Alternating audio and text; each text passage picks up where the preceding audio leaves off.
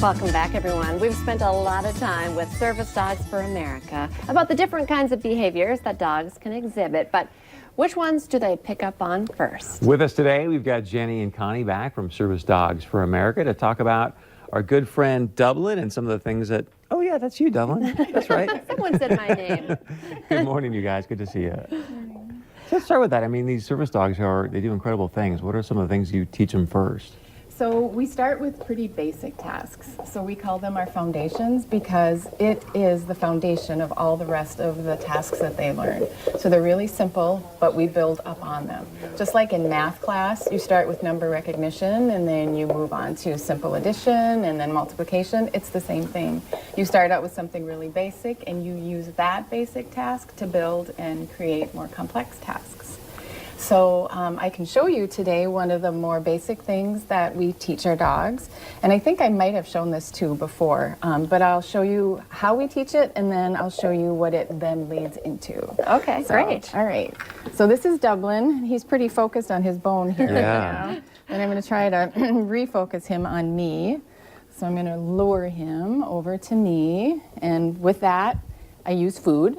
And so you can see he's following my hand, and he's thinking, do I want to go to her, or do I want to go back to that bone? Not human food, we're actually using dog food. his food. Okay, so now I've got him where I want him. And so what we're going to first do is something called touch. And so the way I do that is I lure him to the spot that I want him to touch. So I want him to touch my hand, and so I put the treat between my thumb and my palm. Touch, yes. And then when he does it, I say yes, and I give him the treat.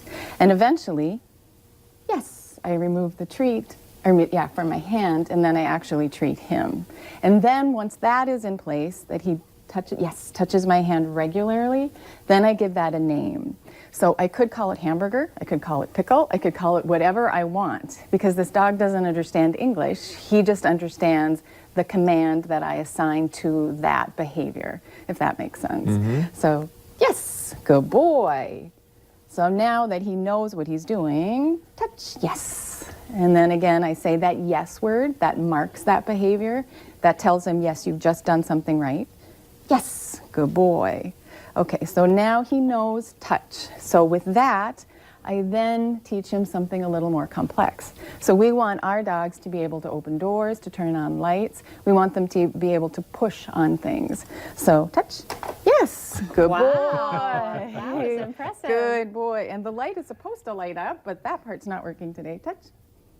Yes, good boy. How long did it take to get to this point? Not very long, actually. Touch is a pretty easy command. You can do that at home with your dogs too. It's really pretty easy to do. Bring it to the usefulness then for who Dublin will eventually end up with as well. So Dublin's PTSD, and so he can alert and seizure, and he's seizure as well. And so with that, I can also teach him to touch. I want him to touch my leg. Yes, good boy. And that will eventually turn into something called a nudge, where he can nudge on my leg. And so he's also seizure, but he's also diabetic alert. So that means if somebody's going into a diabetic low, say, there'll be a chemical change within their body, and so there'll be a smell that's emitted. And dogs can detect that smell. Wow. So research hasn't shown us exactly what that smell is, but we know it's a composite of smells. And so when the dog smells that smell, he can alert to the client by nudging. Wow. So that's one thing that Dublin can do just with this touch. Additionally, with that, Good he'll be able to open boy. the handicap accessible doors, the buttons that they touch. He'll be able to turn light switches on and off. And a little bit of help for people at home who are training their own personal dogs is touch is a great way to teach heel. So anyone that's ever taught heel and had a real huge struggle with getting that dog in that permanent position right next to your thigh, all you have to do is teach touch, reverse the touch, and have them touch your hand in the position you want, and you have a perfect heel.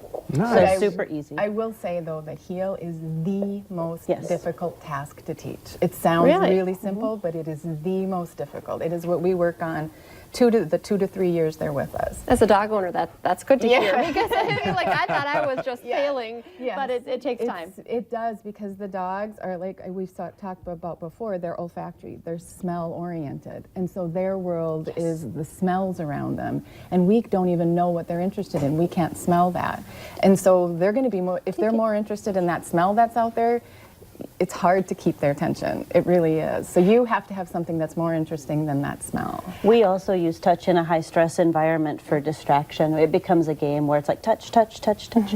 And we can do that to keep them focused on whatever else is happening. Before you guys go, we just quickly want to mention you do have something as well coming up for Giving Hearts Day. We do, yep. So Giving Hearts Day is our largest fundraiser of the year.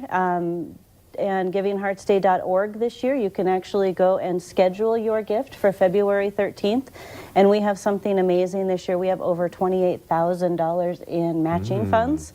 So we love everyone's gifts, but thanks for allowing us to do that plug. But we've got $28,000 available for match, so everyone's gifts can have double the impact.